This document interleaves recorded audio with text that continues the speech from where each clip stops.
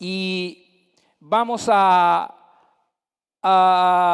recordar algunas cosas que son relevantes acerca de el ministerio de Jesús.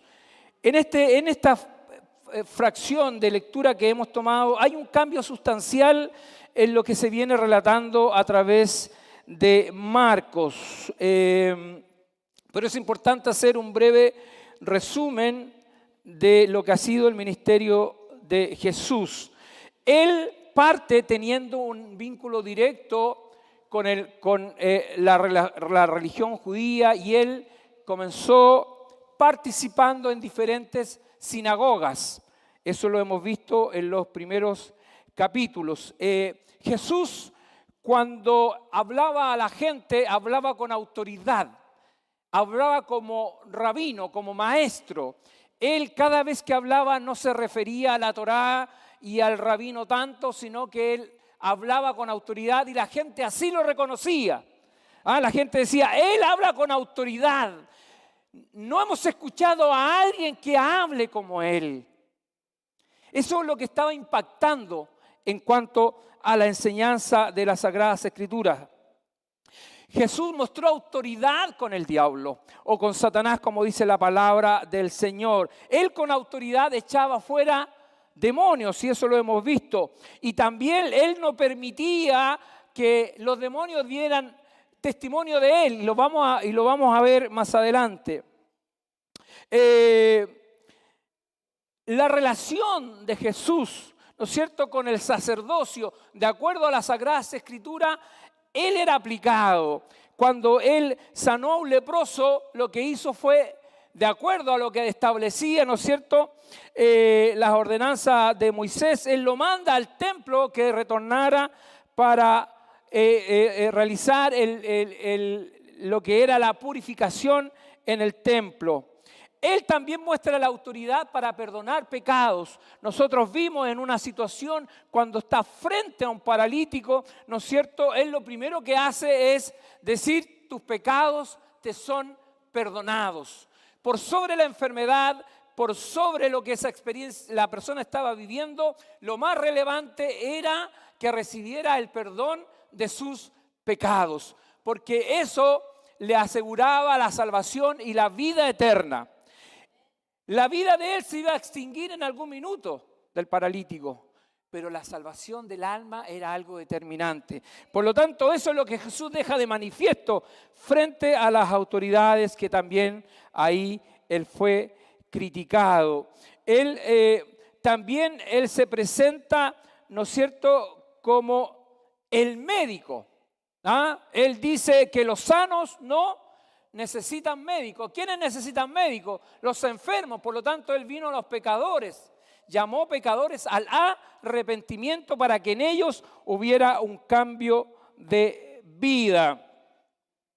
Él tampoco vino a reformar un sistema religioso que estaba caduco. Estaban apartados de Dios, y eso era lo que las personas notaban. Eso es lo que que Jesús le critica a los fariseos. Este pueblo de labios me honra, mas su corazón está lejos, distante de mí. Por lo tanto, él no vino a hacer arreglos y reformas a la religión de la época, sino que él vino y trajo un pacto nuevo. Él vino a cumplir y vino a entregar buenas nuevas de salvación y de vida eterna, tanto en el interior como el exterior. Es decir, el ser humano tenía que cambiar desde adentro hacia afuera, y por lo tanto el resultado de ese cambio iba a ser el testimonio, ¿no es cierto?, de las personas, y que lo vamos a ver en los hombres que Dios él llamó. La interpretación que los fariseos le daban a las Sagradas Escrituras y a la ley de Moisés, ya lo vimos, ¿no es cierto? Ellos pusieron tanto reglamento y tantas cosas que distaba mucho de lo que Dios había establecido en su palabra. Y por lo tanto Jesús, producto de esto, tuvo varios encuentros, ¿no es cierto?, con los fariseos, varias fricciones. hubieron reacciones negativas de parte de las autoridades religiosas de la época. Lo criticaron a él, por ejemplo, diciéndole que él decía blasfemia, ¿no es cierto?, cuando él estaba perdonando los pecados del paralítico. Pero él tenía la autoridad. ¿Y cómo demostró su autoridad? Después de haber perdonado pecados, le dijo al paralítico, levántate y anda. Una autoridad tremenda, extraordinaria, que eso comenzó a causar un impacto tan grande en la comunidad que la fama de Jesús comenzó a correr. Lo criticaron también porque comía con publicanos. ¿Cómo Jesús puede compartir con pecadores? Si Jesús tuviera que compartir con alguien, decían los fariseos, tendría que ser con nosotros. Nosotros reflejamos la santidad misma. ¿Qué es lo que le dijo Jesús a ellos? Le dijo sepulcros franqueados. Por fuera es una tumba muy linda, pero maloliente. Entonces, ellos criticaron a Jesús por juntarse con pecadores. Pero justamente Él vino a llamar pecadores ¿a qué? Al arrepentimiento. Luego lo criticaron también porque Él no ayunaba. Porque los fariseos ayunaban 2 veces a la semana, ¿no es cierto? Le decía, y mira, y los discípulos de Juan ayunan. Seguramente estaban ayunando porque en aflicción de espíritu, porque Juan estaba preso. Y tú no ayunas, los tuyos no ayunan. Jesús le responde, le dijo, bueno, pero si estamos de fiesta, está el esposo. ¿Qué pasa cuando hay, no es cierto, una unión conyugal?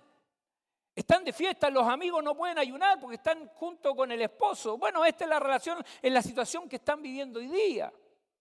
Llegará el momento, llegará la hora en que el esposo se irá y entonces la esposa tendrá que tener aflicción de espíritu. Criticado nuevamente.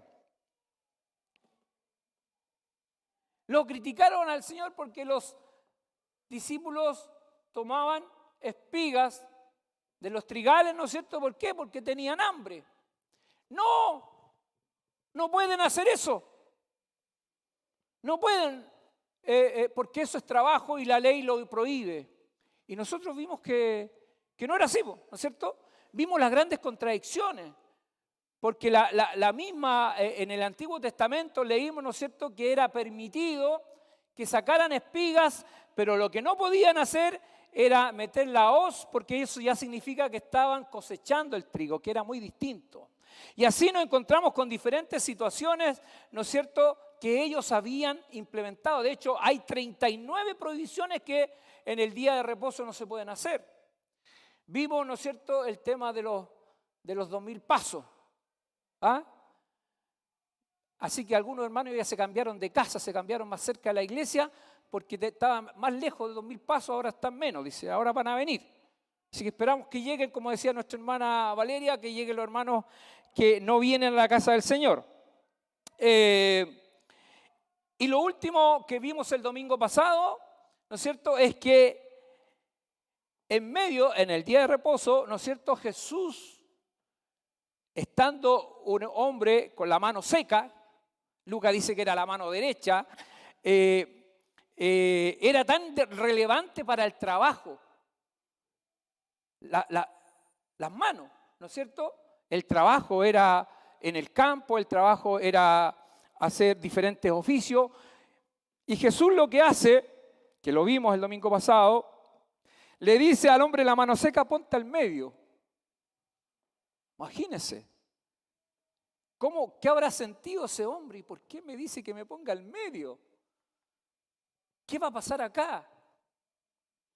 Pero Jesús toma ese caso, porque Él sabe todas las cosas, para enseñarles y que entendieran qué significaba el día de reposo. Y los confronta. Ellos eran doctores de la ley, recuérdense que eran expertos, doctores. Cuando se habla doctores de la ley, es estudiar más de 4 años. Ya no es un magíster, son 4 años más, es un doctorado. Bueno, ellos eran doctores de la ley. Por lo tanto, La respuesta era simple, la que tenían que responder. Cualquiera de nosotros la podría responder hoy día con lo que el Señor nos ha enseñado en su palabra. Ellos no fueron capaces de responder. Mientras le dijo, en el día de reposo, ¿está bien? ¿Es bueno hacer el bien o el mal? Respóndame, le dijo. El bien, ¿no es cierto? ¿Es preferible la vida que la muerte? La vida.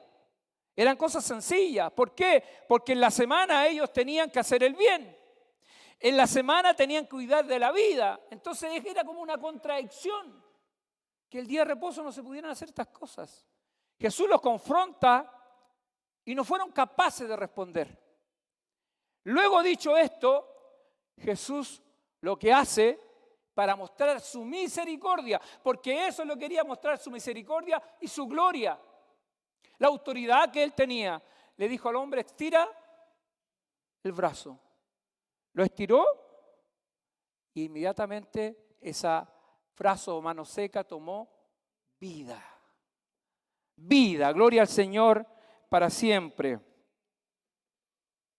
La gloria de Dios mostrándose en diferentes lugares, pero para los fariseos era pecaminoso restaurar la salud de una persona enferma si era día de reposo. Fíjese que era dramático para ellos, pero maquinar un homicidio no tenían problema. Era tan contradictorio la forma de pensar, porque después que Jesús hizo esto, ¿qué es lo que ellos querían hacer? Asesinarlo. Se pusieron de acuerdo con los herodianos, que eran otros judíos que eran corruptos. Ellos habían hecho acuerdos y convenciones con Herodes, ¿no es cierto?, para lograr ciertos beneficios. Y fíjese que los fariseos están haciendo alianza con ellos. Si antes le habían criticado a Jesús, le dice, pero ¿por qué te juntas con los publicanos? Si son pecadores, si ellos oprimen al pueblo. Y ahora haciendo alianza. Qué contradictorio, ¿no? Qué contradictorio lo que ellos estaban haciendo. Para ellos era grave que Jesús hubiera sanado a un lisiado. Y que Jesús haya hecho esto a ellos ni siquiera se les movió la pestaña de quedar impactados. Porque no es una cosa extraordinaria lo que pasó. Tremendo. Pero a los fariseos pareciera que no le importó.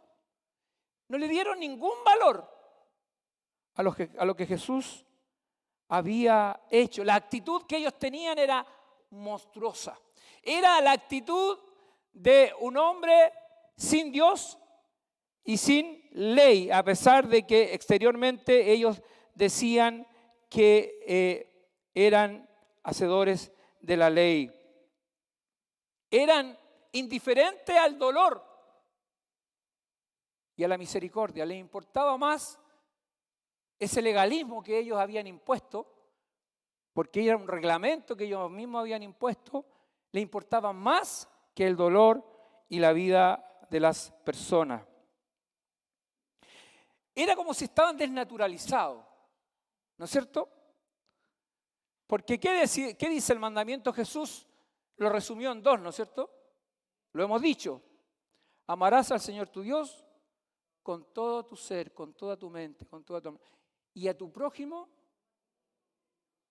parece que a los fariseos se le había olvidado los mandamientos.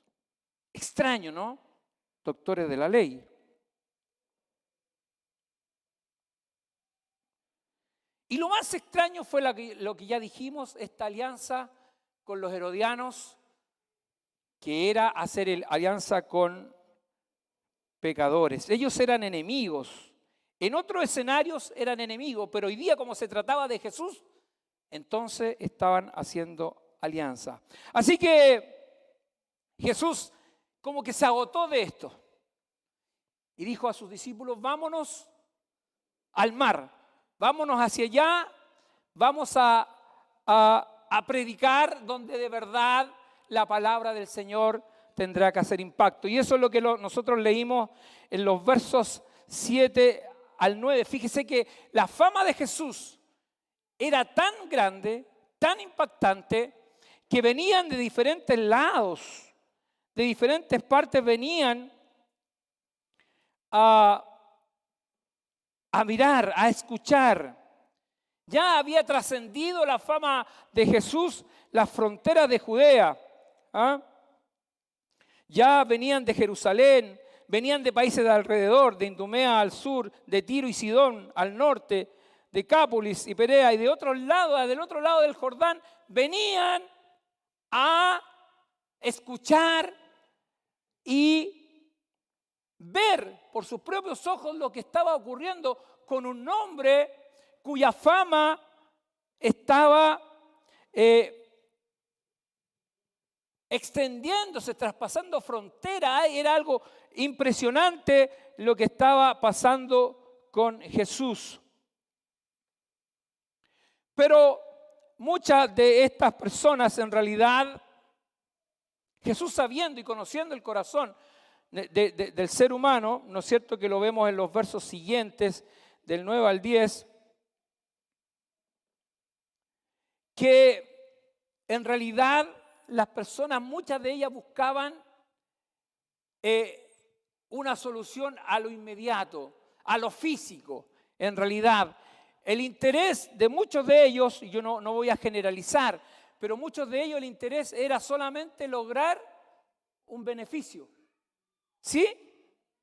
Más que el arrepentimiento de pecados. No lo sentían en muchos de los casos como una necesidad para volverse a Dios, sino que resolver una cosa netamente temporal. No era lo más relevante. Miraban a Jesús en algunos casos como un milagrero, como un curandero. Y era tanto así, dice la palabra del Señor, que eran multitudes las que venían a Él.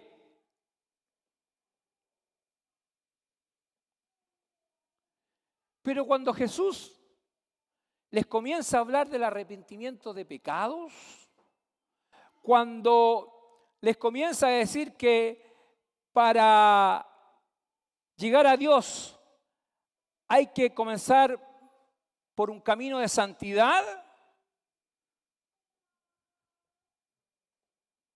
comenzaron a retirarse. Dura es tu palabra. ¿Quién podrá cumplirla? Eso es lo que comenzó a pasar, porque cuando en realidad, ¿a qué vino Jesús? Y está en Marcos, en el capítulo 1, que ya lo vimos. Cuando Jesús comienza su ministerio, ¿qué es lo que empezó a decir?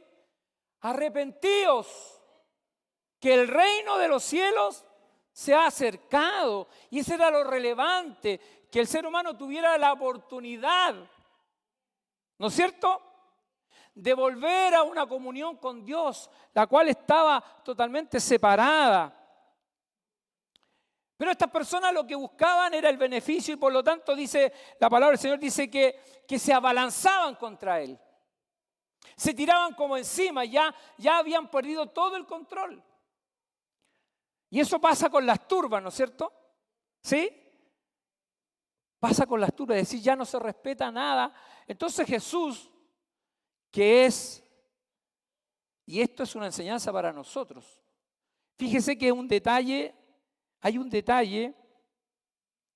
Jesús le pidió a los discípulos que tuvieran siempre la barca lista. ¿Se da cuenta ese detalle o no?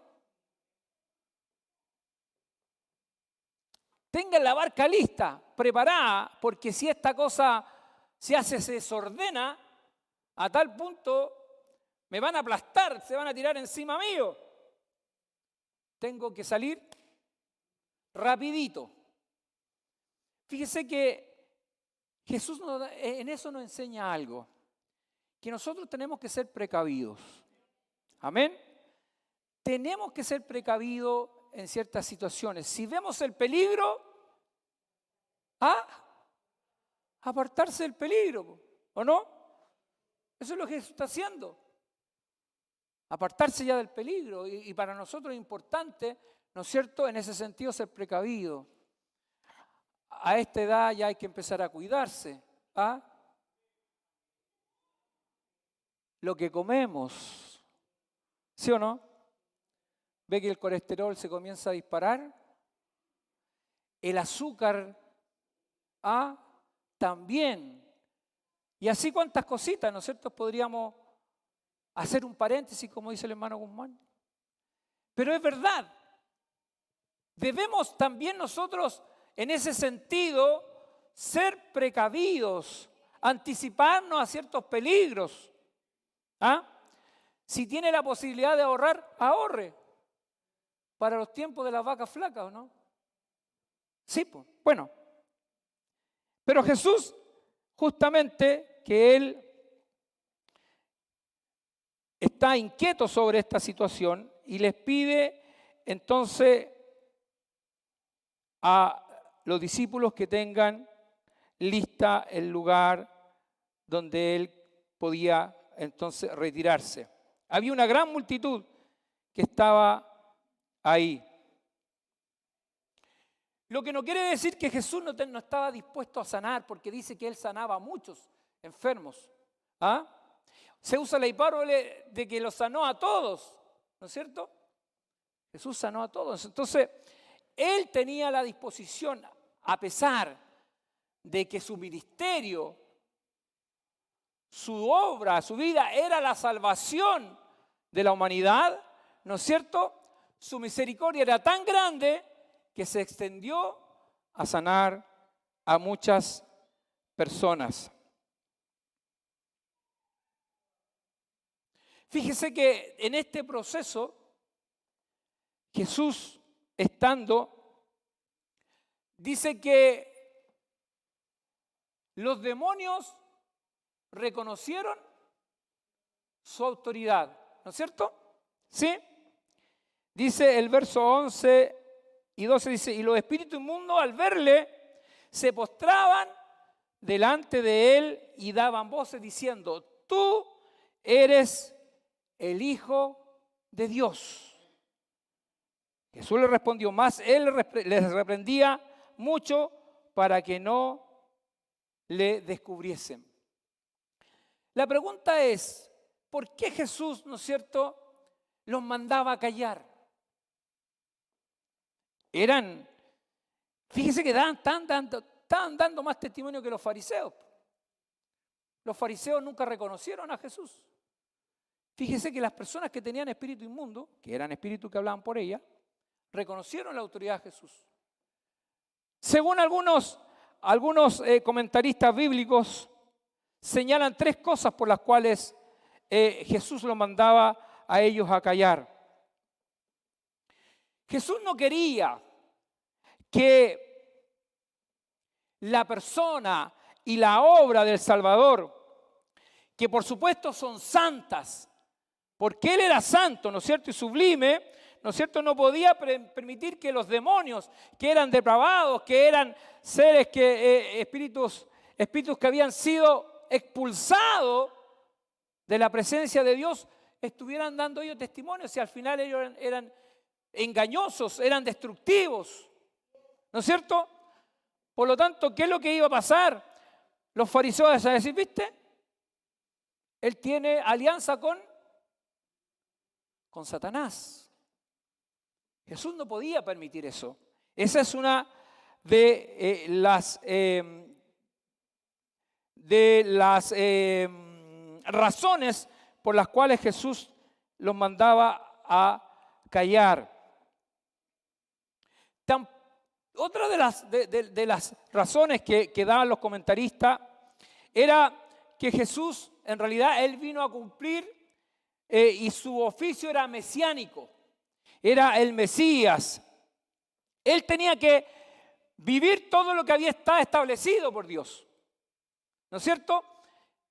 Los tiempos de Jesús estaban claramente establecidos, Por lo tanto, Él tenía que morir por los pecados, tenía que ir a la cruz. Y eso ocurriría en el momento oportuno, cuando así Dios, el Padre, lo había establecido, pero en ningún caso les había dado atribuciones, ¿no es cierto?, a los espíritus inmundos para que dieran testimonio de Jesús. Quienes tenían que dar testimonio eran las personas que estaban escuchando al Mesías, al Maestro, que se esperaba que hubieran sido los fariseos, pero no lo fueron.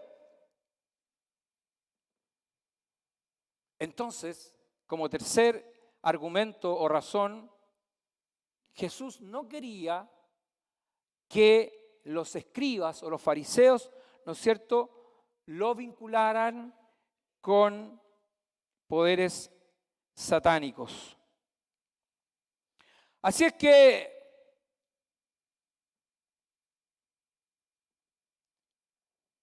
Jesús,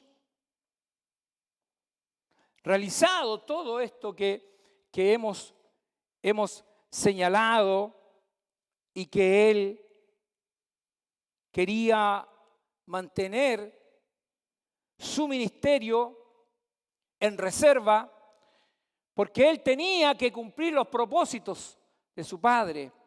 Y lo que viene a partir de lo ya relatado, viene un cambio, viene un momento en su ministerio que Él tiene que, de todos los discípulos, tiene que elegir. Él había llamado a varios, ¿no es cierto?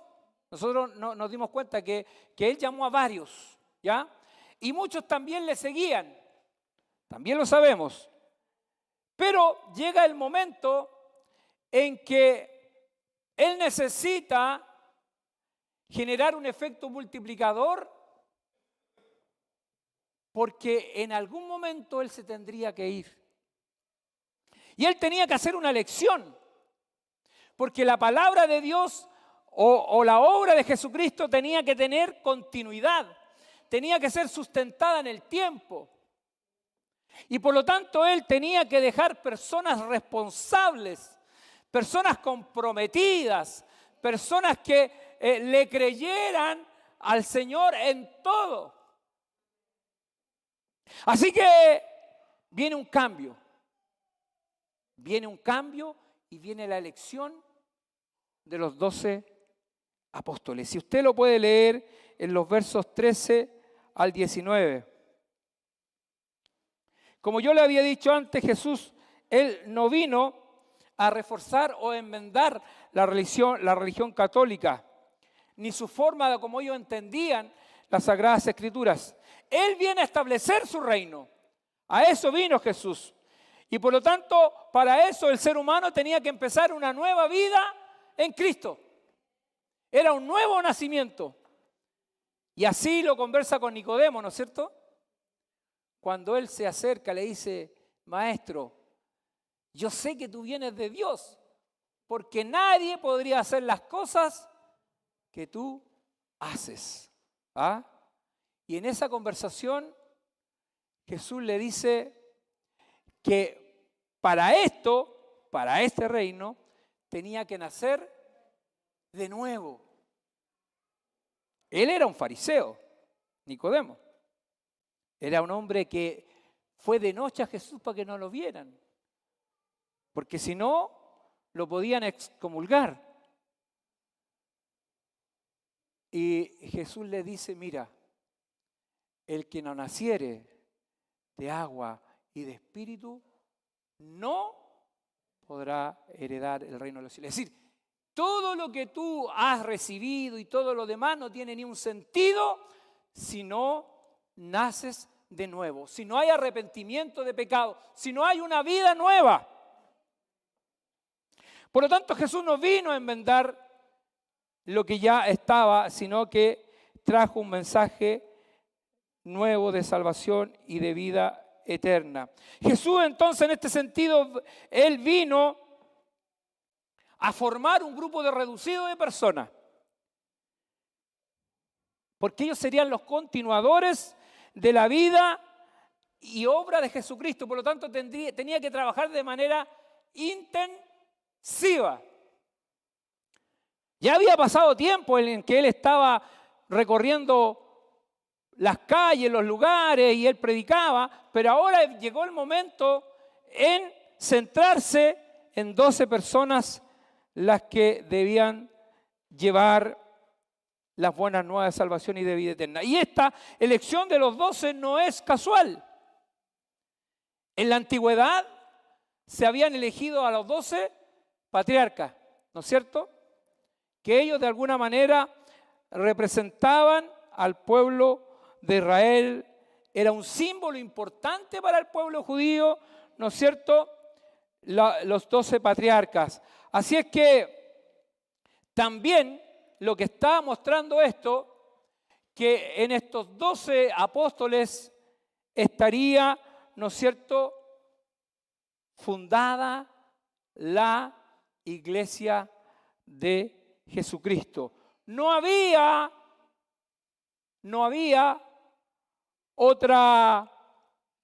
otro interés que no fuera este. Y fíjese que lo vamos a ver, pero a diferencia de que hoy día vemos a muchos apóstoles, ¿no es cierto? Ellos fueron únicos porque Jesús le dio potestad para predicar, potestad para sanar y potestad para echar fuera demonios, ¿no es cierto? Eso es lo que dice en la lección que hace. Luego tenían que tener otras características. Ellos deberían ser, un apóstol tenía que ser testigo de la obra de Jesucristo. ¿Sí? Tenía que ser testigo, es decir, tenía que haber visto y haber vivido de cerca la obra de Jesucristo. Tenía que participar en el momento en que Él fue a la cruz. Y tenían que ser testigos de su resurrección. Hoy día, yo no sé si hay apóstoles que tienen esas características. Lo que quiero decir es que no hay más apóstoles que los que el Señor eligió. Amén. No hay más. Aunque hoy día los títulos, hay muchos, ¿no? Apóstol, doctor, fariseo, no sé. ¿Por qué? ¿Cuál era la responsabilidad de estas 12 personas? Ellos serían encargados de transmitir a las generaciones posteriores toda la verdad acerca de la persona y la obra de Jesús. Ellos tenían esa gran responsabilidad. Ellos serían el fundamento humano de la iglesia sobre la cual se pondría la piedra angular, que es Cristo. Amén.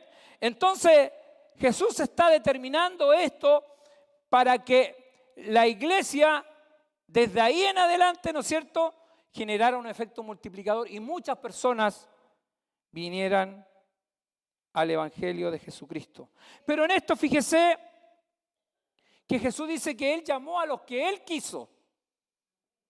¿No? Eso dice vos. No me elegiste vosotros a mí, dijo Él, sino yo os elegí a vosotros. Y así dice el texto que hemos leído. Jesús llamó así a los que Él quiso. El grupo entonces elegido, este grupo elegido, lo que tenía que era mostrar el poder del Evangelio, ¿no es cierto?, durante la vida que ellos tuvieran y hablar del poder transformador. Fíjese que el llamado de Jesús no fue sobre algún mérito que ellos tuvieran. ¿O tenían algún mérito? ¿Ah? Sino solamente por su gracia. Por su gracia. En realidad ninguno merecía estar entre los apóstoles. Si lo estaban era por la misericordia de Dios. Mateo, ¿quién era? Un publicano. ¿Cómo estaba calificado? con opresor, un corrupto. Y así nos vamos a encontrar con varias cosas. Fíjese que el Señor escogió a hombres comunes, a hombres del vulgo, llenos de debilidades y de un montón de aristas, con poca o ninguna educación.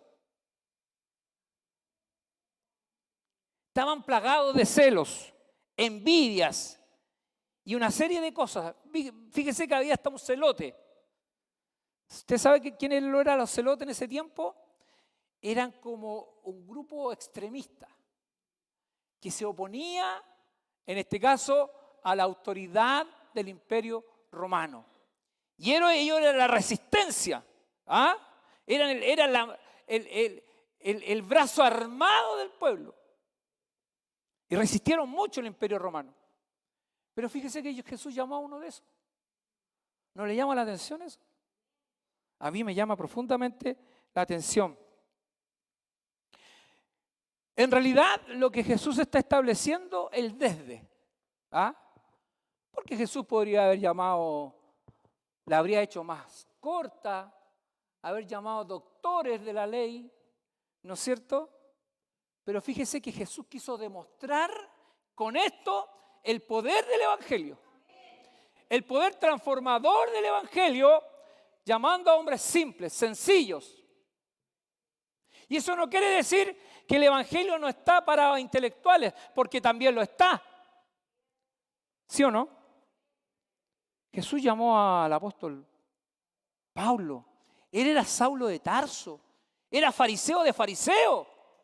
¿Sí o no? Él mismo se describe. En cuanto a la ley dice, irreprensible. ¡Wow! Pero ¿sabe qué él llegó a decir? Mire, todos mis doctorados, todo lo que he logrado, todo este prestigio social que tengo, él dijo, lo miro como nada, como basura, por el eminente conocimiento del Evangelio. ¿Qué quiere decir? Que no tiene que ver con estatus social, no tiene que ver con grado intelectual, no tiene que ver con nada de eso. Jesús llama a aquellos que de Él tiene misericordia.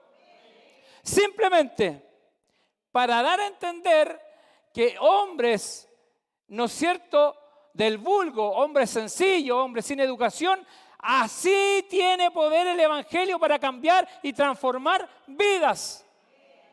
Por lo tanto, nadie puede quedar fuera. Ni el más básico, ni el más completo. Porque el Señor nos llamó a todo, a cuanto Él quiso. Amén. Fíjese que la vida de todos estos hombres que el Señor eligió fueron cambiando. Él llamó a algunos muy jovencitos, con un montón de impulsividad, con falta de tino, con tantas cosas. Fallaban a cada rato. Jesús le decía una cosa, hacían otra. No nos pasa a nosotros, ¿no? Fíjese que yo miro la elección del apóstol y me siento identificado. No por ser apóstol, sino por las características, lleno de debilidades. ¿Cuántas veces nos caímos? Muchas, ¿o no? Pero mire, ahí el Señor tiene misericordia. ¿Por qué? Porque el Señor no está viendo lo inmediato, está viendo el final. Y está viendo hombres y mujeres transformadas por el poder de Dios. Cada día el Señor está tratando con cada uno de nosotros y está cortando aquellas cosas que al Señor le desagradan. Él es el que está trabajando en cada uno de nosotros. Él es el que comenzó la buena obra. El que comenzó la buena obra no la va a dejar a medias. Él va a terminar su obra en cada uno de nosotros. Por eso que Él elige a estas personas Fíjese que después que Jesús se va, que Él ya tiene que irse y se separa, dice que Pedro y Juan subían al templo a orar. Y dice que ellos predicaban, hablaban, conversaban. Y había, ¿se acuerdan el que estaba en el templo? ¿Ah? ¿Se acuerdan, cierto? Pedro le dijo, no tengo más. Él había recibido autoridad de Jesús. ¿Se acuerdan que hizo autoridad para sanar enfermos? Era un apóstol. Le dijo, en el nombre de Jesús, levántate y anda. Jesús tiene autoridad hasta hoy día. La autoridad de Jesús está vigente. Por eso es que cuando nosotros oramos por los enfermos, oramos y le pedimos en el nombre glorioso de Jesús que tenga misericordia de un enfermo. Es solamente la misericordia de Dios y su autoridad. Fíjese que cuando Pedro y Juan, los religiosos de la época, que era la autoridad, eran hombres letrados, dice que los comenzaron a cuestionar. Y era tanta la gracia de Dios sobre Pedro y Juan. Bueno, Pedro era el que hablaba, ¿ah? Juan era más calladito. Ve que todos somos diferentes. Pedro era buen relacionador público. Y empezó a hablar. Dice que estaban sorprendidos los doctores porque eran hombres del vulgo y de la manera como hablaban. Ese es el poder de Dios que transforma y cambia vidas. Por eso que nosotros tenemos que tener esperanza en que Dios puede transformar y cambiar nuestras vidas. Porque para Él no hay nada imposible. Quizás para nosotros puede ser imposible que Dios pueda cambiar a un hijo nuestro, ¿no? ¿Sí o no? Mírelo humanamente. Pero para Dios no hay nada imposible. Pedro era impulsivo. Señor, aunque todos estos te nieguen, yo nunca te negaré. ¿Ah? Él sabía, Pedro. ¡Guau! Pero cuando se vio enfrentado, ¿qué es lo que hizo? Lo primero que hizo fue negarlo.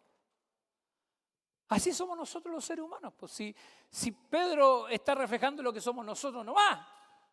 ¿O no? Después, cuando Jesús resucita, se encuentra con él. Jesús le dice, Pedro, ¿me amas? ¿Cuántas veces le preguntó? 3 veces. Las mismas 3 veces que le había preguntado antes si lo iba a negar. Dice que a la tercera vez, ¿qué pasó con Pedro? Se entristeció.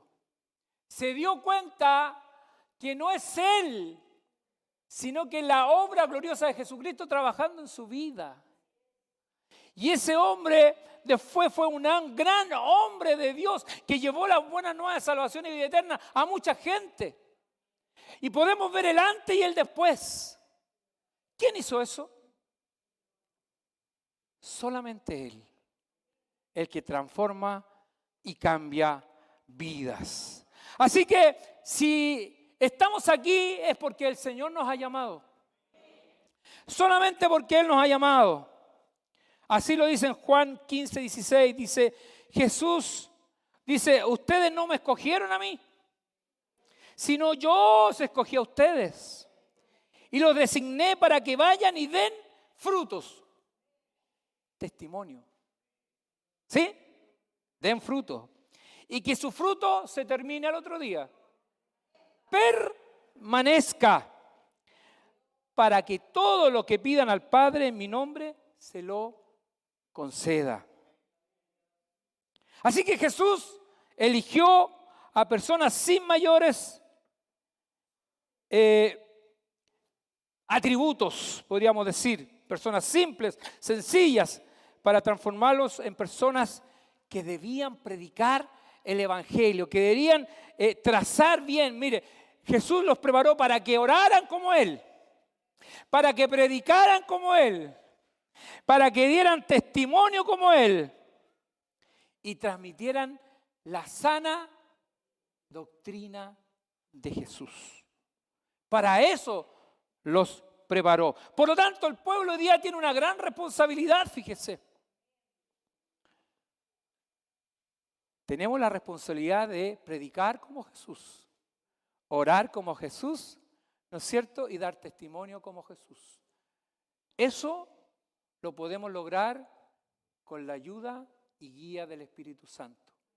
Es una santidad progresiva. Pero como iglesia tenemos un gran desafío. Un gran desafío de escudriñar las Sagradas Escrituras. Como iglesia, y yo estoy hablando de nuestra iglesia, tenemos un gran desafío porque fíjese que hay muchas cosas en nuestra formación pentecostal, sea voluntaria o involuntariamente, que no están de acuerdo a la palabra de Dios. Fíjese. Y ese es un desafío para cada uno de nosotros. ¿Ya? Por eso que es importante que el pueblo de Dios conozca la palabra. Esto no es mandato de hombre. No son reglamentos que el hombre debe poner, sino que nosotros debemos actuar y obrar de acuerdo a las Sagradas Escrituras. Y sé que tenemos camino que recorrer, tenemos cosas que mejorar, tenemos cosas que entender, porque no es la imposición del pastor ni los colaboradores, sino que es el Espíritu Santo que tiene que convencernos de aquellas cosas que están mal como iglesia. Amén. Es el Espíritu Santo que tiene que trabajar en cada uno de nosotros para redarguirnos, ¿no es cierto? Para convencernos de qué, de pecado, de aquellas cosas que están mal. Convencernos de juicio. Convencernos de las cosas que nosotros quizás la hemos realizado y repetido por mucho tiempo, pero que no nos hemos tomado el tiempo de ir a las Sagradas Escrituras. Fíjese, es cierto, ¿no? A veces es mucho más fácil repetir que ir a la fuente. ¿Sí o no? Nos pasa en todo orden de cosas. Fíjese una fake news que le llaman. ¿Qué es lo que es una fake news? Una noticia falsa. ¿Usted escucha noticia falsa? No la cuestiona y lo comienza a comentar, bla, bla, bla, bla. ¿Corre o no? Eso es lo que pasa muchas veces en nuestras congregaciones. Pero el Señor nos ayude, así como lo hizo con los discípulos, que les enseñó la palabra de verdad y ellos fueron grandes hombres que llevaron la buena nueva de salvación y vida eterna. Por lo tanto, debemos dar testimonio de las Sagradas Escrituras, pero no tiene que haber sincretismo en ellas. ¿Sí o no? Hemos hablado acerca del sincretismo, ¿no es cierto? ¿Qué es el sincretismo? ¿Una mezcla de qué?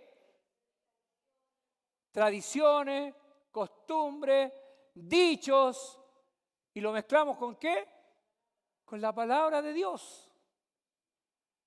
Pero es el Espíritu Santo que está corrigiendo y enseñando a la iglesia. Nuestra meta debe ser predicar el evangelio de salvación y vida eterna, el arrepentimiento de pecados y formar discípulos conforme a las Sagradas Escrituras. Como iglesia tenemos un gran desafío de formar discípulos conforme a la palabra de Dios. Así como el Señor formó a 12, también nosotros debemos formar a todos los que lleguen a la casa del Señor. Así que nos ponemos de pie. Le vamos a pedir al Señor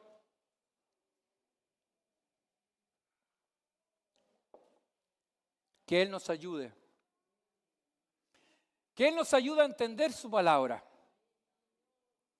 Como yo le decía, la mayor prueba de que Dios puede enseñarnos su palabra y podamos trazarla bien son la elección que Él hizo. Él eligió gente del vulgo. Así que nadie puede decir, no, pastor, es que yo nunca fui a la escuela. No, es que yo llegué hasta octavo nomás. Así que no entiendo nada de la palabra. Para el Señor no hay excusa. ¿Sí? ¿O hay? No hay ninguna. Con el Señor todo es posible. Es posible que seamos una iglesia que andemos conforme a la palabra de Dios, que seamos una iglesia que demos testimonio con nuestros actos, con nuestro lenguaje, con nuestras acciones. Es posible porque el Señor lo hizo y así lo dejó plasmado en su palabra para decirnos, hermanos de la iglesia de Melipilla, yo estoy con ustedes. Yo estoy con ustedes para acompañarlos, para sustentarlos, para darle entendimiento. Pero tiene que ser prioridad Jesús en nuestras vidas. No sabemos el tiempo de vida que nos queda. No sabemos cuándo vendrá el Señor. Pero sabemos que tenemos que escudriñar su palabra. Sabemos que tenemos que orar. Sabemos que tenemos que tener conciencia de pecado, de aquellas cosas que a Dios le desagradan. Porque sin santidad nadie verá al Señor. Y yo quiero que vivamos vidas transformadas. Quiero que el Señor me siga transformando. Quiero que el Señor siga trabajando en mi vida. No quiero resistirme al Espíritu Santo, sino que Él obre en nuestra vida y que Él también obre en su vida. Todos los días. Amén. Dios eterno, Señor amado, ante ti y ante tu presencia estamos. Tu palabra es fiel y verdadera. Tu palabra, Señor, es lumbrera nuestro camino. Necesitamos, Señor, de ti. Necesitamos verte como nuestro Señor y Salvador. Señor, eres eso para nosotros. No queremos, Señor, solo mirarte como el resolutor de problemas, de temas de enfermedades, sino que como el Salvador, el Señor de nuestra vida, el que dio su vida en la cruz por amor a cada uno de nosotros, para darnos salvación y vida eterna.